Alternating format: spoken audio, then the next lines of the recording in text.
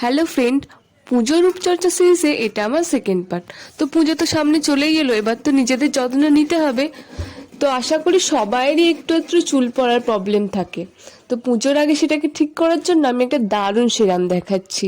তো প্রথমে পেঁয়াজের রসটাকে ভালো করে গ্রেট করে বার করে নিয়েছি।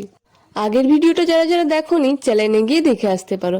এরপর চালের গুঁড়ি একটুখানি জল দিয়ে ভালো করে এর সাথে মিশিয়ে নিয়েছি। রাইস আমাদের ত্বকে এবং চুলে খুবই উপকারী।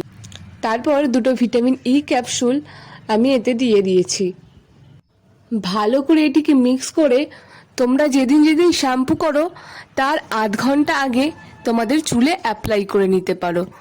পুজোর আগে তোমাদের একটু না হলেও চুল পড়া কমবেই কমবে, এটা আমি কথা দিলাম। পরের পার্ট দেখার জন্য চ্যানেলটিকে সাবস্ক্রাইব করে রেখো। টাটা।